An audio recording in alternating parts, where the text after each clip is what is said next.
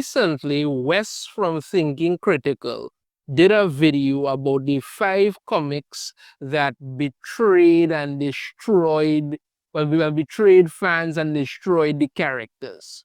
And it was a really interesting video. He talked about a lot of stuff. A lot of stuff in it he talked about, I actually, I actually agree with. Fandom Pulse did an article listing what he talked about on those 5. But I took it a step further and I added 5 of my own.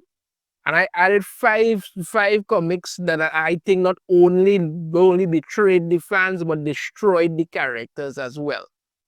But before I get to my 5, let's go through what Wes talked about and let's take a little bit of read of what Fandom Pulse has to say here. Right, so it starts off saying comic book expert Thinking Critical gives a list of 5 comics that betrayed the fans. Comic book fans have endured a decade of character assassinations and ideological subversion as publishers increasingly prioritize political messaging over storytelling, especially when it comes to mainstream comics. Wes from the YouTube channel Thinking Critical has emerged as a powerful voice for disaffected readers, consistently calling out the industry's worst offenses against beloved characters and franchises. They talk about how he did this video, identify 5 modern comics that represent the most egregious betrayals of fans and the destruction of iconic heroes. These examples highlight the industry's ongoing problem with political activism masquerading as storytelling. And the first one West talked about was America Chavez #5, right? Where in it, right, the self-insert apocalypse, that's what he called it. This issue features what West described as arguably the single worst page ever printed in Marvel Comics history, where Kate Bishop gushes that she wishes she were a lesbian like America, calling it incredible and expressing or as America flies away with her girlfriend. It was really ridiculous. Absolutely ridiculous. You had Kate Bishop there like, oh, I'm so happy. I wish I could be like that. And America Chavez just became, oh, look, I'm now super lesbian flying off with my girlfriend. It was nonsense. Really nonsense. The thing about it is that not many people read America Chavez, if anybody reads it at all.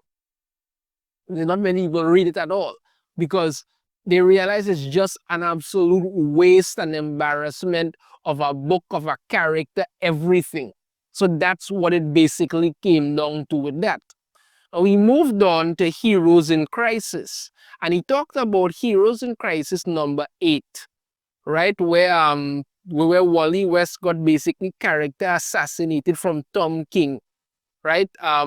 Tom King took the modern obsession with deconstructing heroes and drove it straight into a wall by revealing that Wally had killed several heroes at Sanctuary in a convoluted plot that involved faking his own death, time travel, and killing his own alternate self. Now, here's the thing about Heroes in Crisis.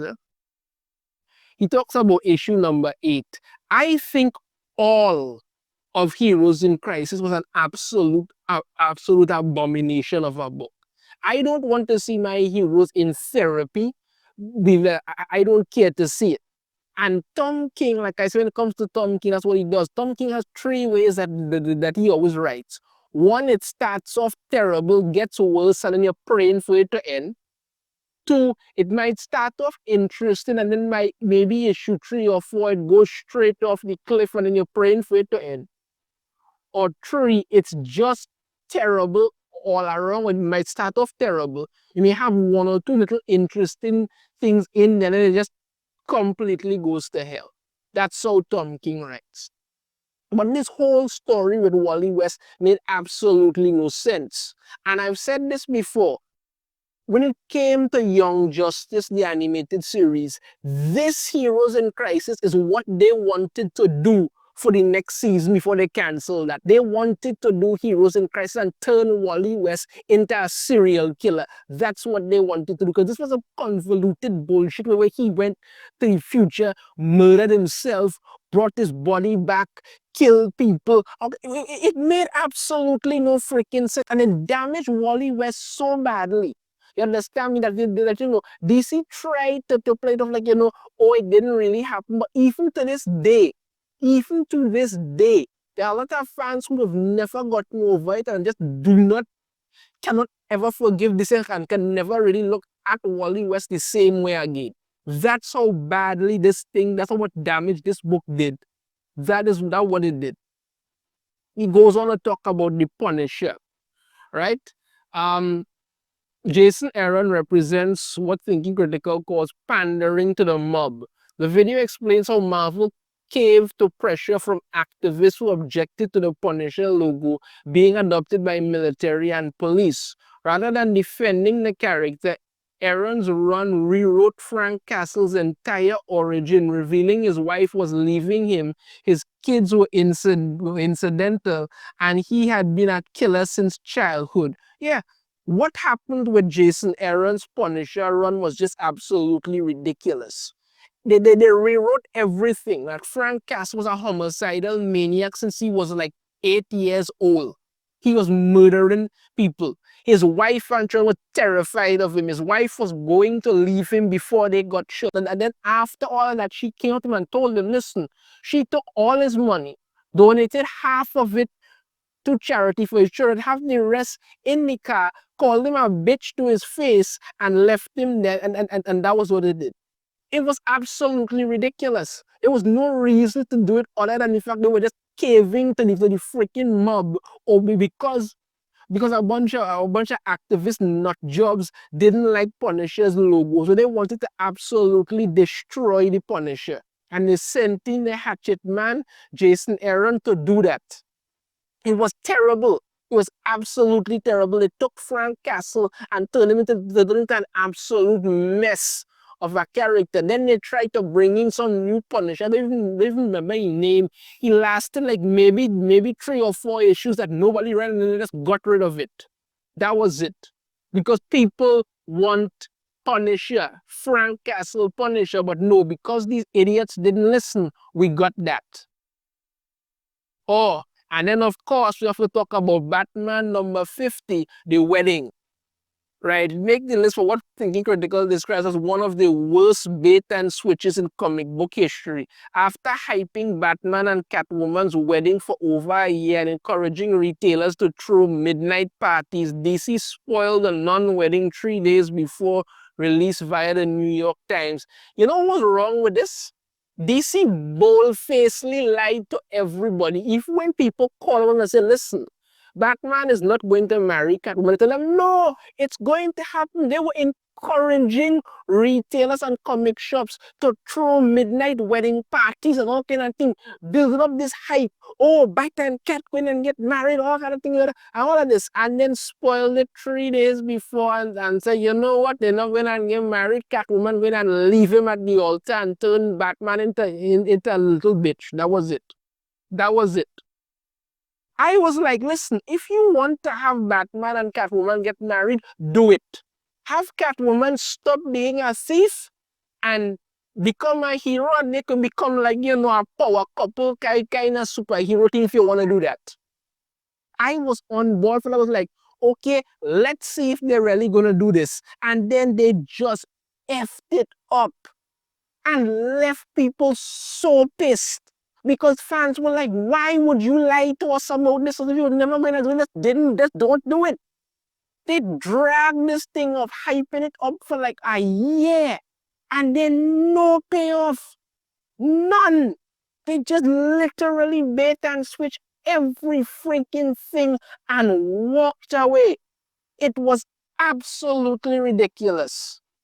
Really something to piss off people. And he finished up with finally Iceman number 1 rounds out the list for establishing the trend of sexuality retcons that now plague the industry. Thinking Critical explains how the way Marvel handled Iceman's outing as gay was less about representation and more about erasure, transforming one of the founding X-Men into a completely different character overnight. Look, after Jean Grey basically brainwashed him into being gay, because that's what happened. So that's what happened. Bobby Drake completely changed as a character. Everything that he was before got just completely erased, and then he suddenly just became the gay X-Men. That was it. And the thing that made this so is that it really was the starting point for everything else that really went wrong. You understand me? You had Tim Drake, let's suddenly just make him gay and erase everything about the character before that. Alan Scott, Alan Scott never was gay, had two children and everything like that. No, because on some other earth he was gay. Let's bring him over here now and make him gay. And then that whole Tim Sheridan dotish comedy came out of it. Even John Kent and all these basic character swaps because they suddenly want to turn everybody gay originated from what they did with Iceman #1. It was absolutely ridiculous.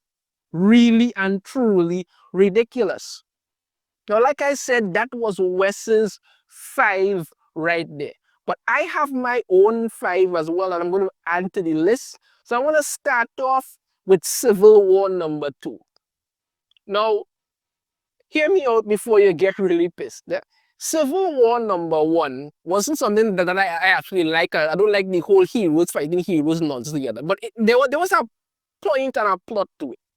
After what happened with the heroes blowing up something and killing a bunch of people, such some children and stuff like that, Iron Man wanted the superhero registration act where heroes had to be registered and all that and the other. Captain America was against it because he was basically saying, listen, if heroes have to do that, you understand me, they could easily be manipulated and all kind of stuff by the government because there's many people who could do things like that. It takes away from being a hero. There were people who sided with Captain America, who sided with Iron Man. I still on the side of Captain America because Iron Man became a freaking fascist sycophant. He was locking people up.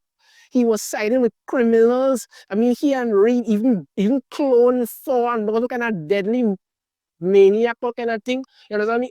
Spider-Man was on Iron Man's side, revealed to the world who he was, all kind of thing, got Aunt May shot. All of it happened, but like I said, there was a reason behind it. When it came to Civil War 2, however, that was basically Minority Report with heroes. That was it. Because you had this one guy who got exposed to the Terrigen Mist. I think his name was Ulysses. And he became an inhuman with the ability to see the future. Iron Man wasn't buying it. It was like, okay, maybe he could see versions of the future or that. But no, Captain Marvel jumped headfirst in, believing this was an absolute no means for any kind of doubt whatsoever. And she went postal, started locking up people anytime this guy had any kind of vision of anything. She was on it. He had a vision that Thanos was going to attack for the Infinity Stones.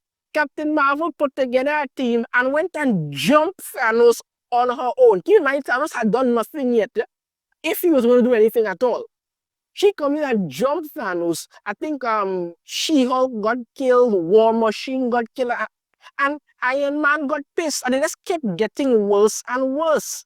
Captain Marvel, let's keep getting, and like, I think about it, what happened is that if people was on the fence about Captain Marvel before, Civil War 2 pretty much cemented that nobody should like her as a character. She became absolutely entranced in believing that this whole future vision thing was set in stone. Any vision anybody, she literally arrested this woman just because Ulysses had a vision that this woman was some kind of Hydra agent. Not follow the woman or check anything like that. No, let's straight up arrest her. She tried to do the same thing with Miles Morales when he had a vision of Miles killing Captain America. Even though Cap was like Hydra, Cap was literally manipulating his future and all of that, but still. And she kept going on. When Iron Man got sick and tired of her crap and decided to put a stop to it, she beat him to death, you understand, and then faced no repercussions for it whatsoever. That's all this was. Civil War 2 was an absolute ridiculous play on a book. There was no reason for a Civil War 2 after the first Civil War, but because Marvel wanted to capitalize on it, decided to do it, and that just ruined, finished, ruined Captain Marvel as a character for everybody. My next one on my list is Gotham War. The thing that really got me about Gotham was how it destroyed so many characters. Because you had Catwoman with her so-called genius plan, right? Catwoman's so-called genius plan was that she was going to train criminals to be cat burglars, and they were going to steal from the rich and give some of that money to charity. And her justification for this is that, rich people deserve to get robbed. It was stupid, but what made it even worse was that the Bat family, members of the Bat family, sided with her.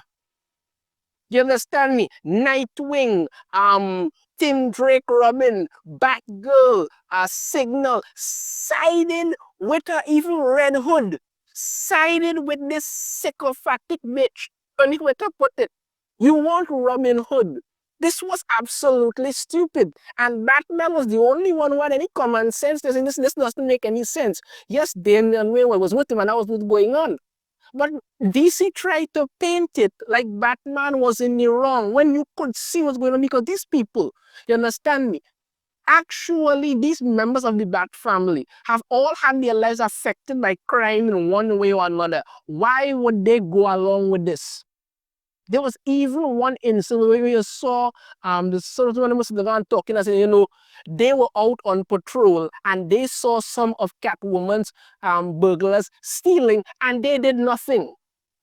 They did nothing. It was absolute character assassination. And I still maintain to this day, Batman should have disowned the entire Bat family, all of them. They all deserve to be banished from Gotham because they acted like criminals rather than actually acting like heroes. It was totally embarrassing. That's what it was totally embarrassing. The whole thing, absolutely embarrassing. It was an absolute joke. Terrible, terrible thing to do. That, in my opinion, destroyed the reputation of every member of the Bat family, all of them. Next one is Zeb Wells' Amazing Spider-Man run. It is hard to put the nail on a specific book in that run because all of it was just wrong on the face of it. Some people could say, well, the Tombstone stuff was kind of good. I knew it was going to go bad. But even if you just ignore the Tombstone stuff for a moment, set up for Peter Parker and Mary Jane to get back together, thrown out the window. You understand me? The introduction of Paul. The fact that everybody hated Peter and had this big story about what did Peter do with the family. He did nothing. Absolutely nothing. And everything Zeb Wells did just kept getting worse and worse and worse. He dragged Spider-Man down to the ground, kicked him in the dirt, and then pissed on him and walked away. That was it. Peter Parker's life became an absolute train wreck. And they were sitting there like, well, yeah, that made perfect sense. Sure, why not? It was terrible. I think it's hard to pin down a specific book, but I'm telling you, all of Zeb Wells' run, in my opinion, was just terrible. Absolutely terrible. Yes, what's going on now with Joe Kelly isn't any better, but I'm telling you, that run with Zeb Wells, total freaking nightmare. Total nightmare. Next up, Dark Crisis. I could do an entire video on everything that was wrong with Dark Crisis. The fact that they announced that the Justice League were going to die, then like 2 weeks later said, don't worry, they're coming back. The tie-ins that were total and absolute and utter crap. You understand me? Like that whole Young Justice thing where because it's basically everybody looking to kiss Wonder Girl's ass and act like, she deserves someone, but it was just total crap. Total crap. But the one thing that I will say in Dark Crisis that really did a number on it was when you see John Kent try to form his own version of the Justice League. And it was an absolute mess.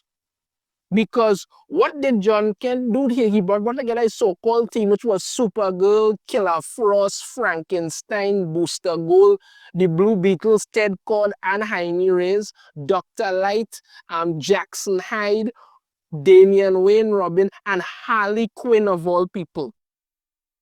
And he acted like this was supposed to be this thing, and even Black Adam called him out. And the reason why I bring this up is because I believe that one issue, that what happened there, cemented it to anybody who still cared at that point.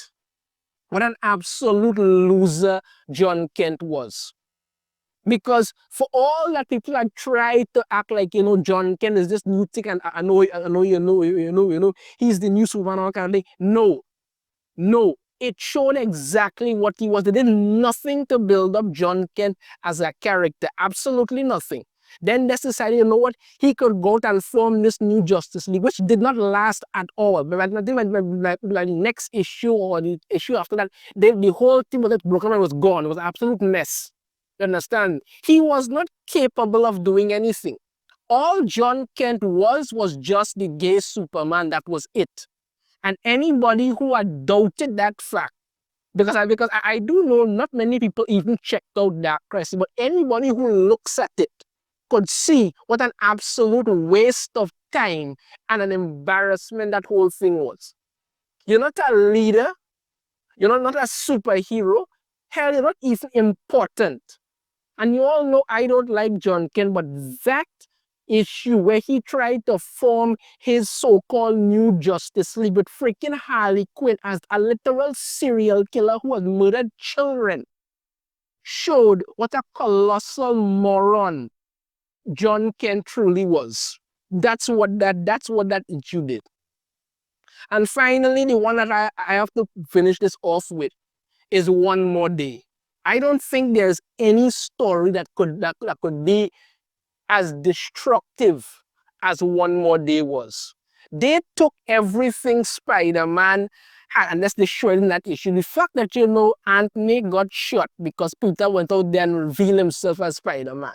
And the only way that he could save her was to make a deal with Mephisto for his marriage. So apparently Doctor Strange was too busy, or Brother Voodoo couldn't be bothered, or anything like that. Maybe, whatever. I don't know. But the fact that they attempted this nonsense and then tried to act like, this was supposed to be good, because the whole thing happened with One More Day was because I think Joker's father was getting some kind of divorce and he wanted to do that. So they ruined Spider-Man's life because the marriage with Mary Jane fell apart and it just became a bane on the existence of it. Fans have been clamoring for years for that to be undone. That was how bad that was. And it just, and as I can tell you, there's no other reference as terrible as what happened with One More Day. That showed how absolutely moronic they were for attempting that and then figuring that, nobody would have a problem with it. It didn't work. So yeah, like I said, Wes gave his 5 and those are my 5 as well. West Side America Chavez, Heroes in Crisis, Punisher, Batman The Wedding, and Iceman. My 5 was Civil War 2, Gotham War, the entirety of Zeb Wells' Amazing Spider-Man run, Dark Crisis, and One More Day. Let me know your thoughts on this in the comments. Have a different opinion. I'd love to hear it. If you like it, be sure to hit that thumbs up. Subscribe if you haven't already. Ring the notification bell to be notified every time I put out a new video. And I shall see you all next time. Take care.